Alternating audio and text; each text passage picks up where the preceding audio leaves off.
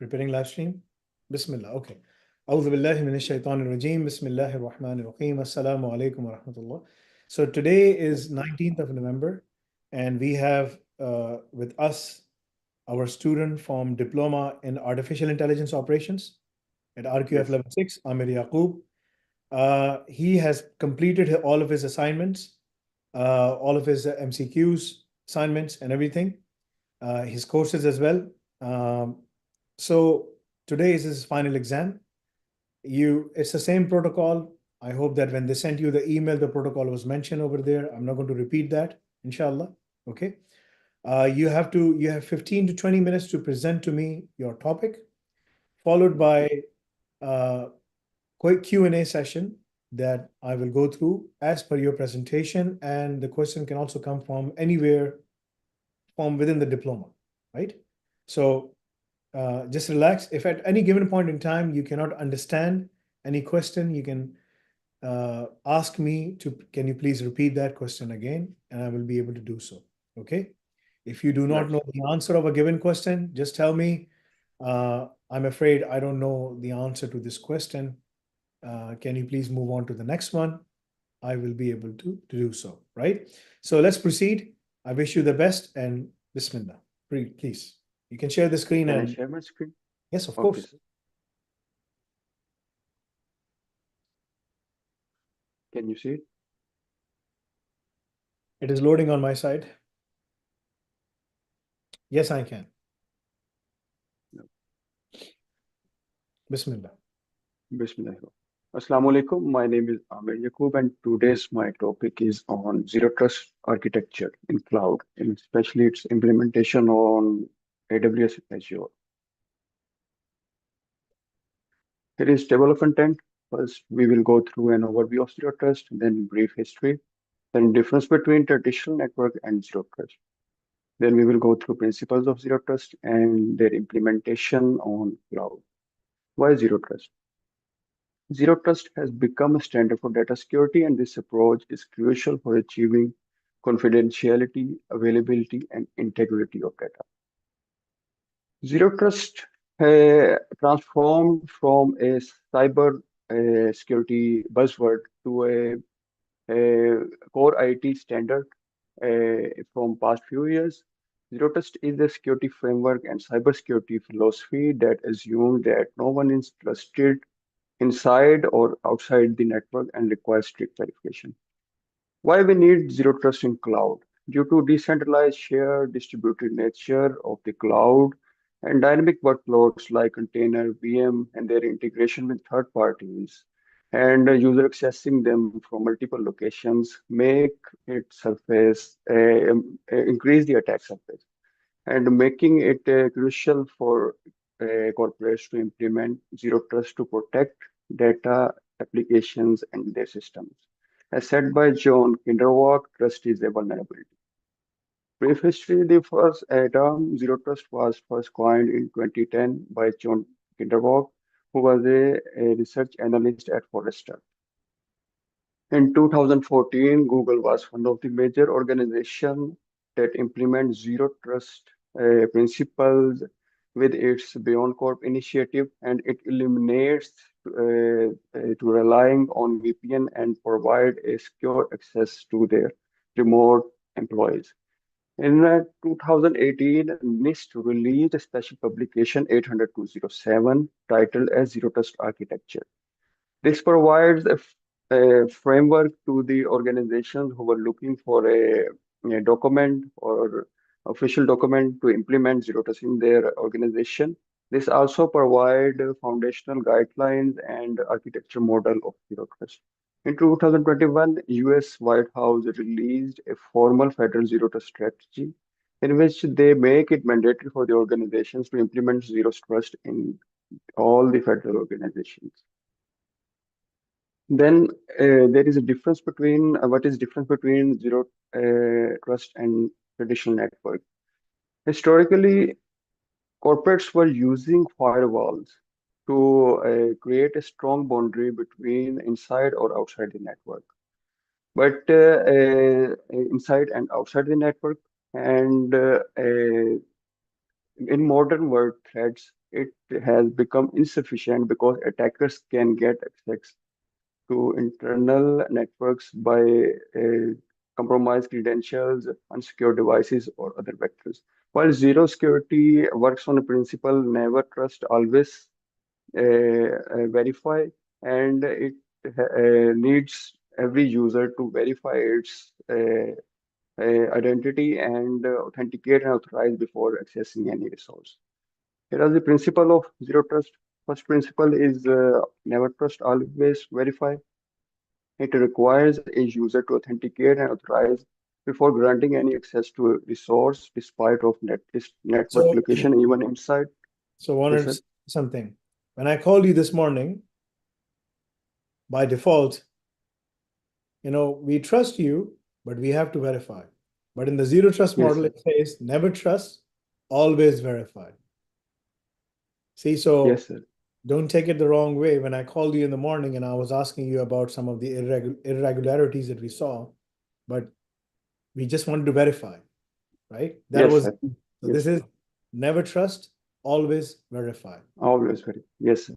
This is one of the things that Abu Bakr Siddiq, when Abu Jahl came to Abu Bakr Siddiq and he said, your friend, Prophet Muhammad sallallahu alaihi wasallam, he said that, he went to this, he went to that, he went to Jerusalem. So you know what Abu Bakr Siddiq said? If Muhammad sallallahu alaihi wasallam said it, then it is true. This is the manhaj in Islam. Muslim, mashallah, Yes, this sir. is manhaj in Islam. We have to verify. Yes, sir. We have to Got it. verify. We can't say, okay, this is true, whatever. No, I have to go there, verify, look at the circumstances, read the statement, look at the data, verify, and then come back and say, okay, everything is okay. Okay, proceed. Okay. Next principle is least privilege. It restricts user permission and assume, emphasize that the only minimum permission is given to the user, no more, no less. Then assume breach, and assume breach enforce to design a system assuming that the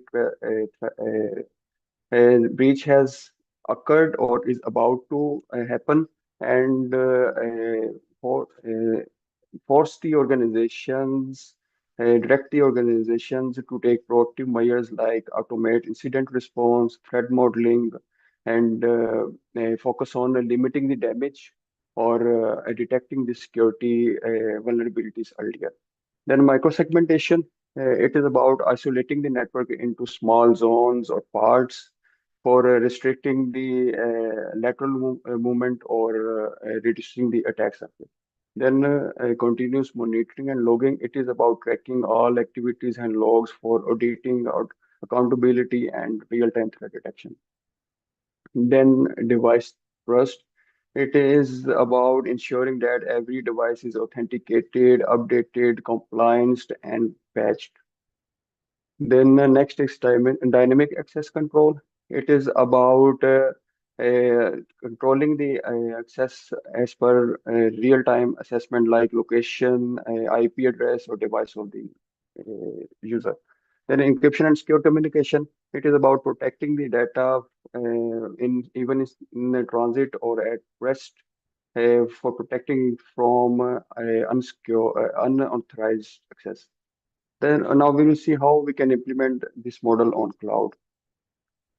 First, for never trust, always verify, we will use AWS IAM, which manage secure access to the services and resources of the AWS with it integrated with multi-factor authentication, which is the additional layer of security to enforce continuous authentication and authorization.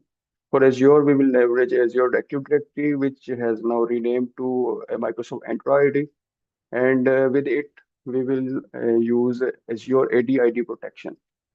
AD-ID protection is a basically ML-based tool which detects and remediates identity risks to authenticate and authorize users. For privileged accounts, we can use a privileged identity manager to enforce time-bound or just-in-time access.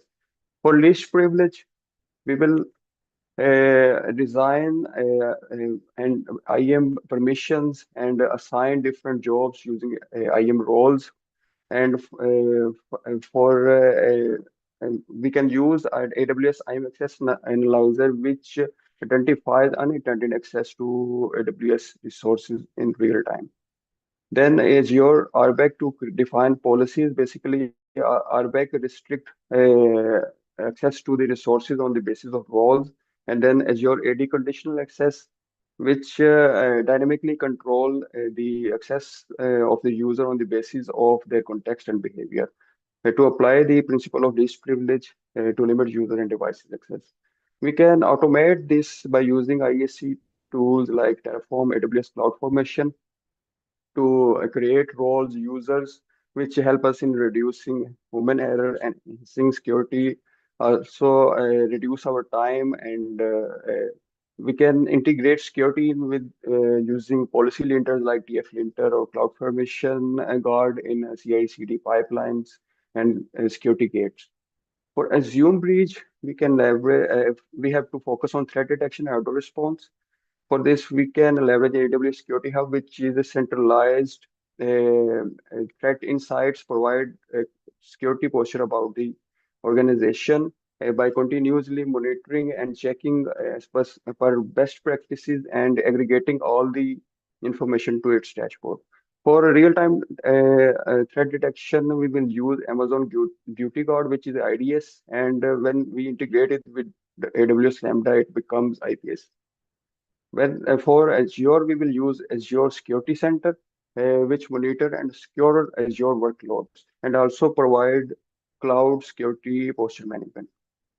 Azure Defender for cloud apps is basically advanced threat protection, and Azure Central is a SIEM solution of the Azure. And when we integrate it with Azure Logic app, it becomes SOAR, security orchestration and automation response to detect, remediate threats in real time. To implement microsegmentation, we will use AWS VPC, and Azure we will use VNets, which isolates the network into public or private subnets. Further, we can use security groups, which is a instance level packet inspection, and it is stateful. Network access control list is stateless, but it works at subnet level. Further, we can use firewall, which is a level 7 application and performs as deep packet inspection for IDS and IPS both. For isolate the sensitive workload, we can use AWS private link without exposing our applications on internet or publicly. For continuous monitoring, we will use CloudTrail, which logs all the activities and changes to the resources. Further, we can use Amazon Guard Duty for real-time threat detection, AWS Config for continuous compliance checks. If there is any change, it will send its findings to AWS Security Hub. Further, AWS CloudWatch for real-time monitoring, logs, and alerts. Basically, it is the observability module of the AWS. In Azure, we can implement continuous logging through Azure Activity Logs, Azure Monitor for metrics and observability, Azure Defender for real-time threat detection, and Azure Policy to ensure compliance. For device trust, we will use AWS System Manager, which centralized the operation status of the devices and resources. Further, we use its system manager agent installed on the devices which are used to access the company or corporate resources to ensure the device is healthy and compliant. In Azure, we can use Azure Endpoint to validate device health. For dynamic access control or adaptive security, we use IAM policies, create and then use IAM access analyzer for continuous analysis of access permission on the basis of their location, time, and device health. For Azure, we will use Azure AD conditional access. It also grant dynamic access on the basis of location, time, device health, and previous patterns. For encryption and secure communication in the AWS, we will use AWS Key Management Service, which is create, control, or rotate the encryption keys for both data at rest and transit. AWS Certificate Manager basically helps in automating provision of TLS certificates, and AWS Secret Manager is used to store secrets like passwords and tokens. In Azure, we will use Key Vault that is used to store encryption keys, certificates, and manage secrets. while Azure Disk Encryption is used to encrypt disk, and Azure Application Gateway is used to data in transit. Thanks. Okay. So let's start the Q&A session. You can stop the screen sharing.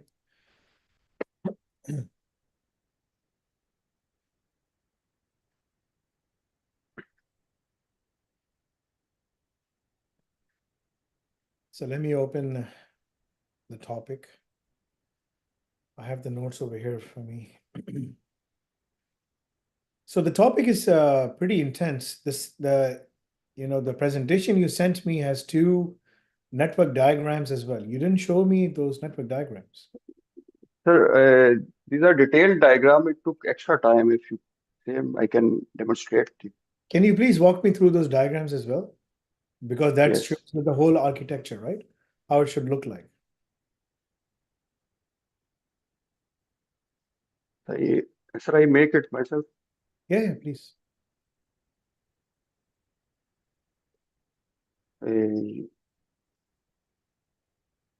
My screen is visible. It is loading on my side.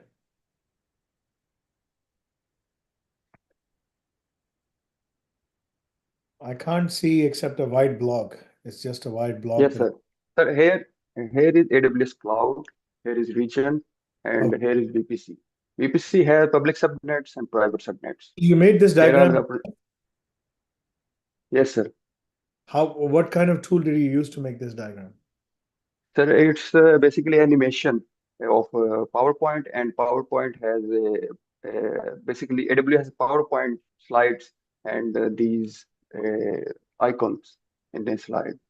Okay, no, I'm asking you, like, did you borrow it from somewhere or you made it yourself? Sir, I made it myself. Okay, because I will be asking a lot of questions regarding these things that you are showing it to me, right? Okay. All right. So Okay, please. okay, sir. Okay. It took me whole day to create it, and from presentation and from now 2 days ago, I added all the animation to like. So when you So start with the architectural diagram, right? We're going to yes, jump sir. on the Q&A session because this is something I'm going to cover as part of the Q&A, right? I'm not going to ask you the definitions. The definitions part are easy parts, right? So Yes, sir. walk me through this whole VPC into a region. How were you developing the public subnet, the private subnet? Please, if you can walk me through that. Yes, sir.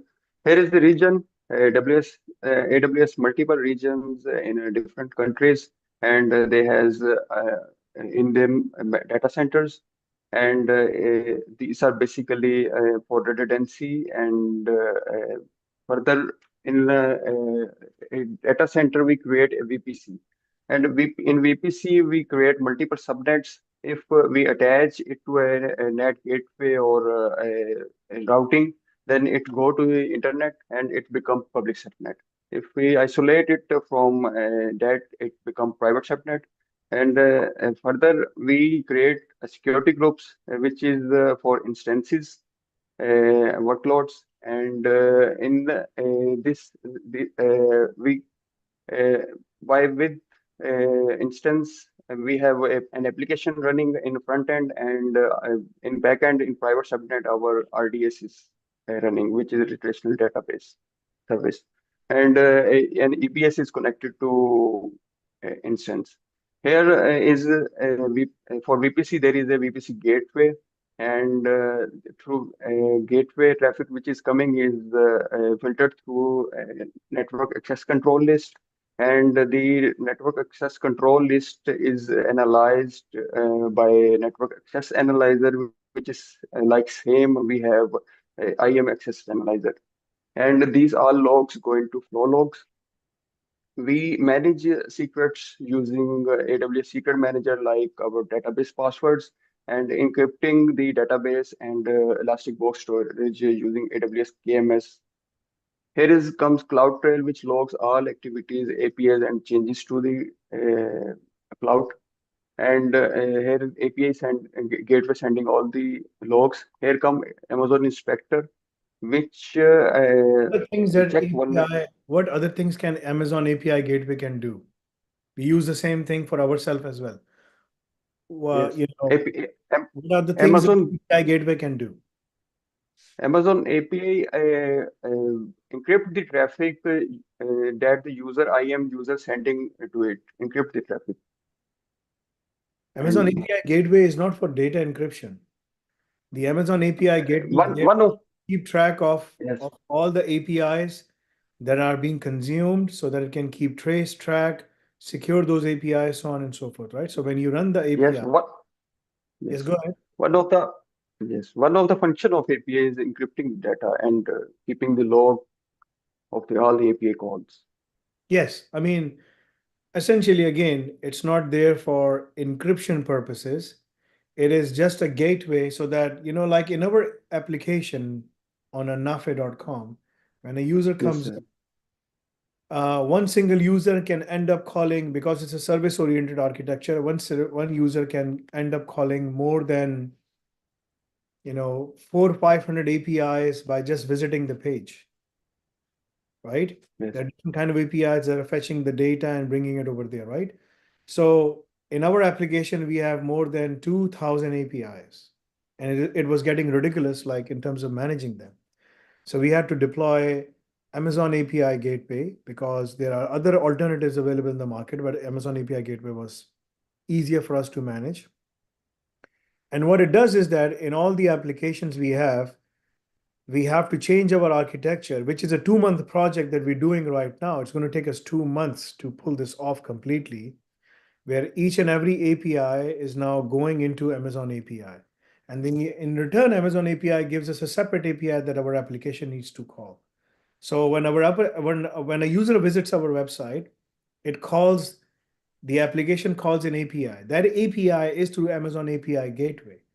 And then in the Amazon API Gateway sees, okay, this is for authentication service, payment service, enrollment service, CMS service. There are different kind of services, right? There are tons of services over there. Stripe payment is different, dLocal payment is different, ePay is different. There are so many other things, right? So that is what API does. It keeps track of cost, usage, securing the API. Yes, while securing the API, it can encrypt, but it is not an encryption service per se.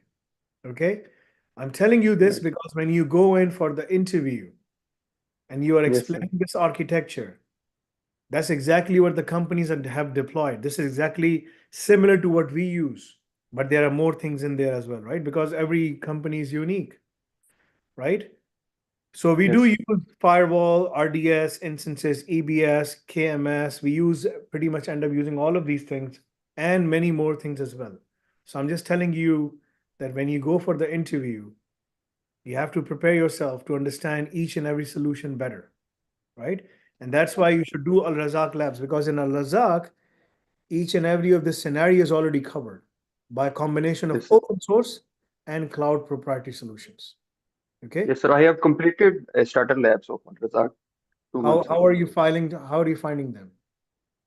Sir, they they give many uh, like information and prepare for the real industry work. Yes, we will be allowing everyone to use 16 GB and 8 GB and 4 GB machines in the coming days.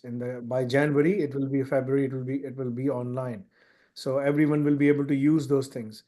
Anyway, okay, proceed. Amazon API Gateway, then what happens? Sir, Amazon API Gateway, then here comes Amazon Inspector, which check the vulnerabilities and the changes to the instances, only EC2 instances. And then Amazon Guard Duty, which is a IDS solution, which basically uh, detect real-time threat, monitor real-time threats, and it's basically collecting logs from CloudTrail, flow logs, DNS, etc. Then AWS config, which check the configuration management of our resources as per regulatory compliance or company security policy. These both send their logs to AWS Security Hub. Security Hub basically is unified security dashboard, which give cloud security posture of an organization. and it also have a SWOT-based scoring system, categorized the findings in form of a high, critical, low, so an organization can prioritize their pressing issue. Further, Amazon CloudWatch, the Amazon Guard Duty then send the alert to the CloudWatch, and CloudWatch send to Lambda or simple notification service. Simple notification service in we can set up email notification or use another API like WhatsApp or Telegram to send notification. And AWS Lambda, if like a system in a system or instance they find a vulnerability, and Amazon got to detect it, then it send the trigger to the CloudWatch, and CloudWatch send a trigger to Lambda, and Lambda may isolate or terminate its instance. Then further, AWS System Manager is used to manage the operation posture of this organization, like updating or patching or fixing the vulnerabilities. It's also has features like playbooks, which we can run on multiple systems. We can also access, like we want to access system without exposing SSH or RDP port, we can also achieve it using AWS System Manager. Here comes user. User comes to the cloud via web application or want to access the resource. They have to come via AWS IAM, and IAM send all the logs and activities and access the cloud via API gateway. If there is a dynamic access control, then multi-factor authentication will be triggered. And if the user authenticate itself, then it is authenticated user. IAM access analyzer identifies the unintended access in the resources and mitigate them. Through the AWS Shield, which is a DDoS protection, the traffic goes through AWS Firewall, which is placed in the region, and from region the traffic goes to via VPC gateway and to the application.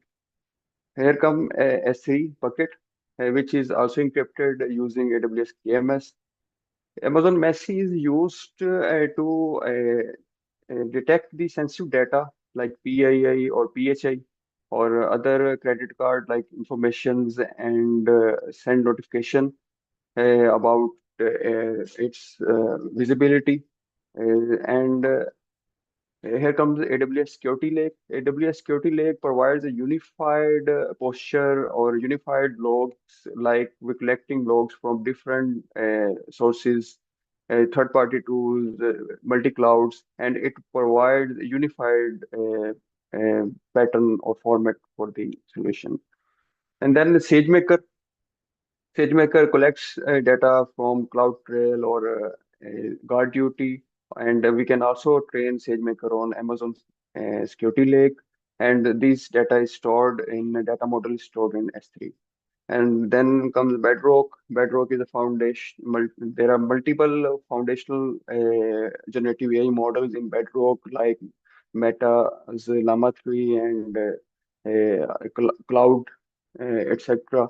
And on the basis of this data, we can train our foundational model to get the insights in form of generative AI. That's also. That is something we are already using, right? In the we call this whole process artificial intelligence operations, where each and every aspect of our infrastructure is being monitored, our applications, and even like our business as usual BAU activities, everything is being monitored Right. by AI itself. It's a very big project that we have to pull it off, and there's so many things, and this is part of the digital transformation strategy that we're doing. Propose a strategy to implement continuous compliance checks in a zero trust framework. What would you do?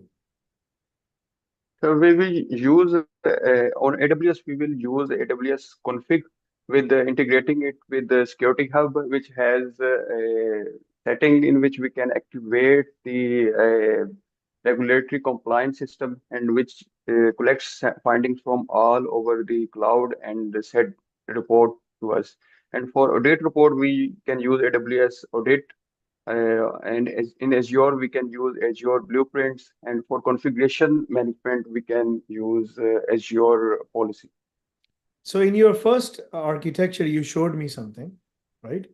You showed me Yes, that in the traditional architecture, it is very difficult to implement zero trust model, traditional yes, firewall sir. versus in today's cloud firewalls. Why is that the case?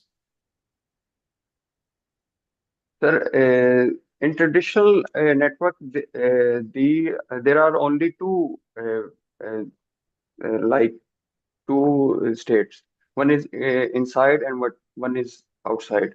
If we don't use zero trust in cloud, it is also traditional network. No.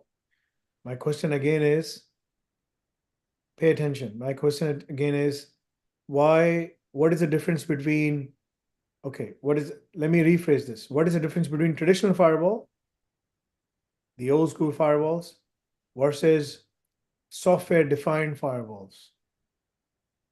Yes. What is the difference? Those were physical firewalls and they are software-defined firewalls and work on application level. Yes, they work on application level, and that's what defines them. But what do they do? I mean, why is it easy to implement zero trust architecture on a cloud versus traditional infrastructure? So for traditional infrastructure, we have to buy firewalls, physical firewalls, and setting them and multiple setting rules. But in software defined, they are pre-defined rules and we have to modify them and implement them. In the software-defined firewalls, it is easier to implement because the management plane and the gateway, everything is managed within the firewall itself, the software, right? So Yes. even if the machines are sitting on the same subnet in a traditional firewall, can they talk to each other? No, sir. They're sitting on the same subnet. One IP is 10.10.10.2, the other is 10.10.10.3, dot 2 and dot 3. They're sitting on the same subnet, the same gateway. Can they talk to each other? This is a traditional firewall. In traditional firewall, Yes. yes, they can talk to each other because Why? uh, works on gateway level, and if someone enters the network, then they can talk to Yes, each other. that's the right That answer. that's the yes, sir. That's the right answer. Let me ask you, in the software-defined networking, the VPC, both the machines are sitting on the same level. Can you restrict them by not talking to each other? Yes, sir. By implementing security groups. The security group. So can you have the same kind of things in the traditional firewalls? No, sir. That was the problem there in traditional network. Okay, that's good. Okay.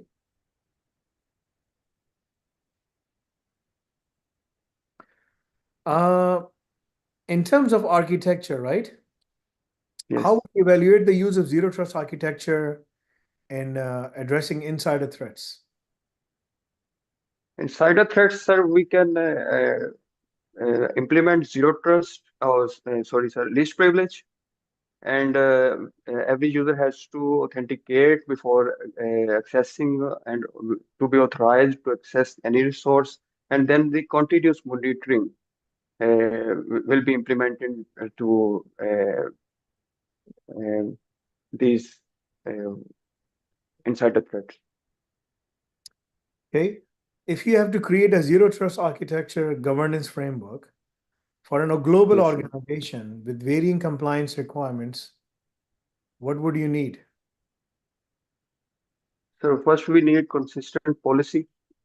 Okay, policy, good. Uh, yes, then we implement it using AWS config and Azure policy to achieve this. So you need a multi-jurisdiction compliance management. You need automated policy enforcement. You need real-time Yes, compliance and monitoring. You need audit trail maintenance, audits, yes, internal audits, external audits. And lastly, automated remediation workflows, right? Because that's going to be a bigger problem, closing those issues when they are identified. Okay. yes. Um, Developing a zero trust strategy for a quantum safe cryptography transaction. what are the must things you need to have? I don't know anything about blockchain or cryptography. No, this is we are talking about quantum safe cryptography, right? So that the quantum computer right now organizations are implementing quantum safe cryptographies because they can't implement quantum computers because they're very expensive. Quantum networks are very expensive. Quantum cloud is very expensive, right? So Yes, what they're doing is they are implementing quantum resistant encryption. They call it quantum safe cryptography transactions. Back in 2017, I did this work, right? right. So I'm asking you, how would you develop a zero trust implementation strategy for a quantum safe cryptography transaction? In a transition, if you have to transition this company into a quantum safe cryptography, how would you go about? What would you need to have? It's a bonus point question. Okay. Let's move on. So you know what you would go for: quantum resistant algorithm implementation, key management transition strategy, because the traditional keys are managed differently, quantum keys are managed differently, right? Hybrid cryptography approaches, you need a mixture of public, private, and quantum now. You need to have a certificate authority updates. You need to your own CA and backward compatibility maintenance, right? So all of these 5, 6 areas are important for you to understand. Okay. Right. This is I part don't of know your, anything this about is part of your, this whole exercise and the Al Razak program is part of you for preparing you for the interview. So if you pass this interview and you complete it. all the Yes, Al Razak requirements, then you go through job placement, because going through yes, Al Razak will enable you to be able to answer any and every question that our employers are throwing it at you, right? That is the whole idea. right. Okay, if you have to implement a comprehensive supply chain strategy, security Yes. strategy within a zero trust framework, what are the must have you need to have? So supply chain activity, we have to first verify their code, and then in case of any suspicious, we can place in it separate subnet where it cannot interact with other applications, and keep continuous monitoring what the application or what the product is doing, Yeah. and implement the least privilege principle to So you need to have restrict their access. third party access management, code signing and verification, as you mentioned, automated scanning tools, vulnerability scanning tools, Yes, sir. compliance monitoring, asking them to provide external third party compliance reports, and secure CI/CD pipeline implementation, right? All of these things are very important. Do not stop your learning on the portal, right? Keep on doing this. After completing this, keep on doing the labs. The labs they're going to become mandatory Sir, next year anyway, right? So the reason yes, is that sir. next year we won't be interviewing anyone until they go through the labs and complete the Yes, labs. sir. After completing starter labs, I mailed for further labs, advanced lab. But I have also Fine. completed all Razak requirements. No, no, But I'm they, really happy that you are going through all of those things. You can appear for the interviews, right, right? So if you complete all the labs, I have no issue in terms of picking up the phone and sending you for an interview, right? right. Because you can manage those things, inshallah. So next thing is like, if you have to design a zero trust architecture that automatically adapts to threat level, it's an adaptive zero Yes, trust strategy framework. It adapts to yes, threat level using AI, machine learning, LLM capabilities, right? Using Bedrock. yes, sir. Uh, what do you need to have to perform this thing? So first of all, we need data and a good model to which to train it on, and then threat intelligence, feedback, and then retraining the data on diverse and different data to make it accuracy.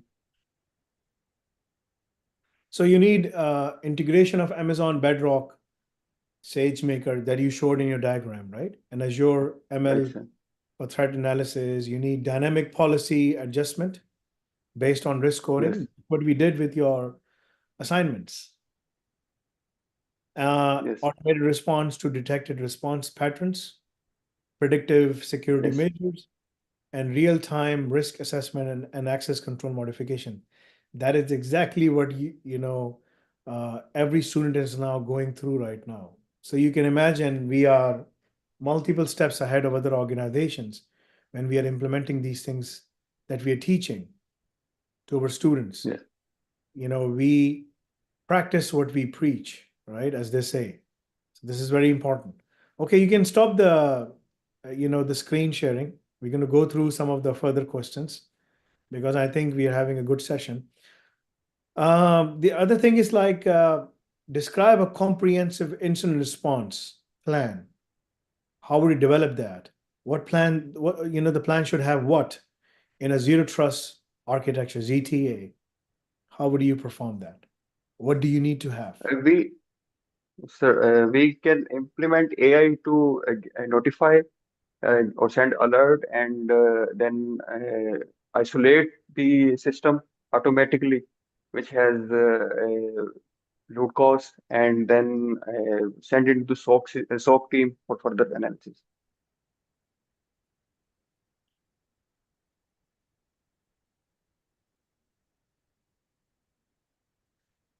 Okay, you're done. Do you have any questions for me before I tell you the results? No, sir.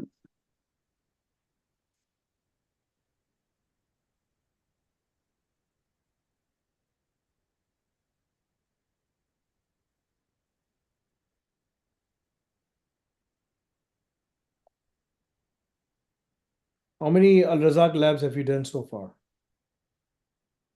The starter labs I have done all like Linux and OpenShift and OpenStack, all labs, what they are given in starting.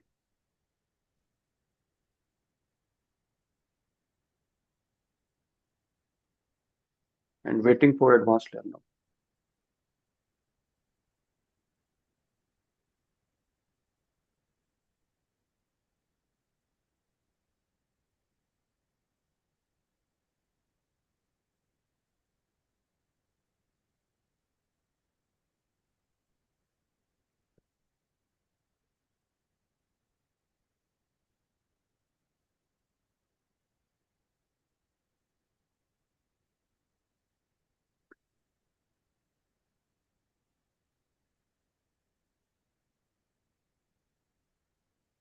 Would you like to know your results?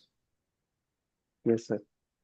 So you scored 18 out of, sorry, just give me 1 minute.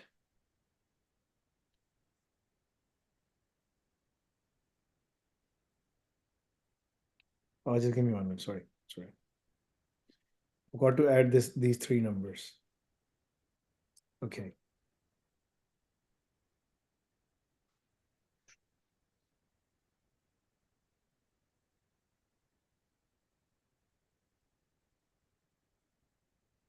Okay, that's good. MashaAllah. Okay, Amir Yaqoob, you have scored 21 in the presentation. Okay, that was good, clean, Yes. simple, to the point. And the architectural diagram was very good. You should have explained that in the front rather than at the very end. When I had to ask you, you just kept it at, like at the very end. Due to short time, I kept it there. Okay, that's fine. In the Q&A, you were able to answer and explain multiple questions when we went through the architectural diagram, right? So your architectural diagram walkthrough basically helped you a lot in terms of answering those questions, right? Yes. So altogether, you scored in the Q&A session and everything. It was 17 and a half, right? Yes. So 21 plus 17.5 and plus another. Just give me 1 minute. So 21 plus.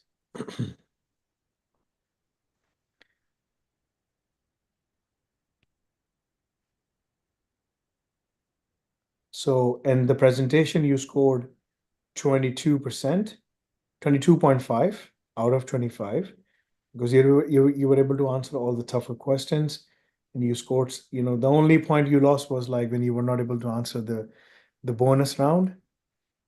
So altogether you scored out of 50, 43.5, right? Which is a good score. Your percentage is coming to 87%. I believe that you secured A grade in the diploma, right? Inshallah. In the final part, in the first part, your MCQ scores are being basically normalized and correlated with the data, right? So that's why when I called you in the morning, we were looking at some patterns and we were trying to make sense out of them, right? So Right. you came very strong, mashallah. I have no problems whatsoever. So what is your base qualification prior to joining us? What were you doing? Sir, I have done masters in international relation and plus LLB. So international relations, LLB has no relationship with what you're doing right now, right? Uh, Uh, Basically, I done masters for completing my master and so LLB you just for did your some. master's just for the sake of doing your master's so that you can show it on your Yes, sir. Yes, sir. I basically want to go abroad and doing master in an IT related degree. That's why I'm enrolled in this Yeah, yeah. diploma. Okay, so this is what And you can do. This is what you can do. We have recently started sponsoring people who wants to go to US and other places, right? So right, uh, if you complete your Al Razak program, you have already completed the diploma. If you complete your Al Razak program, you secured a job, you start working over there, and if you want to apply for a university in US, for example, and you yes, want to go to US or Canada or wherever you want to go, right? We can assist you in sponsoring you and providing you bank statement and financial means. You can submit the fee, but we right, can assist you in terms of getting that sponsorship that you need to go outside. Sometimes that becomes a big, gap that you have to show bank statement. So we have started doing that, and we can give you a bank statement of up to $200,000, right? right. So if Thank you keep on performing like this, you. get the work done, but before you go to US, do you want to go to US? Where do you want to go? Everyone wants to go US in Pakistan. I mean, there's US or there's Canada, there's UK. Keep Canada as a backup plan, right? But US is a Right, great place for those who have the skills. For illegal migrants, it's becoming difficult because Donald Trump is only after illegal immigration because they need legal people, doctors, engineers to come in and play their part, right? And they pay a lot of taxes. That's what they're looking for. But they don't want illegal migrants, which are increasing in numbers, and that's creating problems for them, right? As a country, whatever they have, that's their own issues. We don't want to go there, right? That's not my job. That's not your job. But yes, we can yes, help you in terms of securing that for you, right? right, That is something we have started offering to our students, a pathway so that they can do all of those things. There is also a global, just like the global internship program, there's a global scholarship program which is coming up, and we will start offering those programs, but the requirements are pretty tough. You have to go through the courses, prove right. yourself, right? And then we can Yes, offer you, if someone is just coming to us with just their academic records, it means nothing to us. You have to come, show what you can do, deliver, secure a job. Then we say, okay, this person has the will and the capacity to do all of these things, right? And then we can right, say, okay, now we can sponsor you for going. And once we sponsor you for going to US, then you can also, once you go there, my suggestion would be that you should apply for a master's program in US. Look for the cheapest university you can get, which comes under the Department of Education in US. whatever body they have, the federal body, right? That that allows the university graduates to be able to secure 3 years of work permit, right? Normally, they give you up to 3 years of work permit, which is an open work permit that allows you to work for any organization. So if you go there with all of this experience and everything, and you have learned, but do perfect the Al Razak labs, right? Because that's Yes, to sir. secure that thing, all pathways goes through Al Razak labs. So to secure our bank statement, who knows, you may not need the bank statement. You have enough money, then you don't need it. You can just do it on your own. But if you want that assistance from us, then you need to complete Al Razak program because you have already completed the diploma program. The diploma is done. Yes, Get the Al Razak program done. The LinkedIn requirements are pretty easy. Other requirements are pretty easy. It's just the labs part, which is tough, right? But it's not impossible, right? If you can get that yes, thing done, you can take the admission, pay your fee. And before you go there, my recommendation to you would be to pass some of the exams because then we can help you in terms of getting EB visa over there as well. For the EB visa, you have to teach on our side some of the things. You have to yes. teach some of the things. And if you can do teaching, then we can assist you in terms of moving further and basically going deeper and like within our own organization, being able to teach and help other students. And then we can assist you with the EB visa and some other categories of visas as well, right? If you want to go to US, same thing in UK, it's a different visa categories, but like in other countries, it's the same thing. That's open to you, right? That is open to Right. you. If you want to avail it, you can certainly avail it, right? The other thing is just like text me after this, once this is done.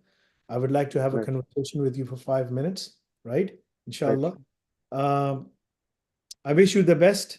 You did very well, Thank you.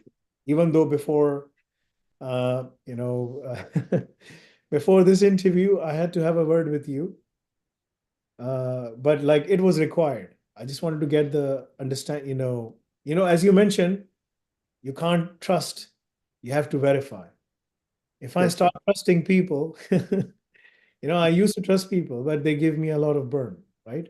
So now I verify. I said, okay, I trust you, but I need to verify. I still trust you. Yes, it's okay, but I need to verify, right? So I'm happy. Right. I'm really pleased. Do you have any questions for me? No, sir. Okay, well, Jazakallah khair for your time. May Allah reward you immensely in this world and hereafter, and may Allah help you, uh, you Um, know, in your professional and personal objectives that you want to achieve. If you need anything, let us know. And I wish you the best, and I know that you will perform very well in the coming days. Do you work? inshallah. What is your primary work of line right now? Where do you work? What do you do? So we can discuss on call if you don't mind. Okay, I will. All right, I understand that. Okay. So, but like whatever agency you're working for, you know, uh, there's a lot of work for you overseas, right? People who have different backgrounds in different agencies and different government agencies, they get a lot of basically assistance in terms of immigration and what kind of line of work they can do because you can contribute a lot. And how old are you? 33. Oh, this is the age of the Jannah. Right? So Yes. perfect time. Are you married? Yes, sir. I have one daughter, One daughter, mashallah. Okay. What's her name? Hannah. Hannah, mashallah. Hannah is my sister name. Okay. I'm the eldest, and then she comes after me. So she's the second after me, and then there's a third, Nadia, and then there is Bilal, and then there is Hamza, so on and so forth, right? So we have three brothers and two sisters. Okay, mashallah, that's great. Good job. If you need anything, Thank you. let me know. Your data will be Right, sir. submitted to, EduQual in the next 2 to 3 weeks' time once we consolidate and compile everything, because every week we are submitting data to EduQual. and getting the diplomas accredited, and like all the diplomas and stuff like that. And if you need any assistance in admission to any university or anything like that, we can provide you that assistance, because we provide that assistance to all of our students. Okay? All right. Jazakallah khair for your time. I will see you next time. Assalamu alaikum Inshallah. wa rahmatullahi wa barakatuh.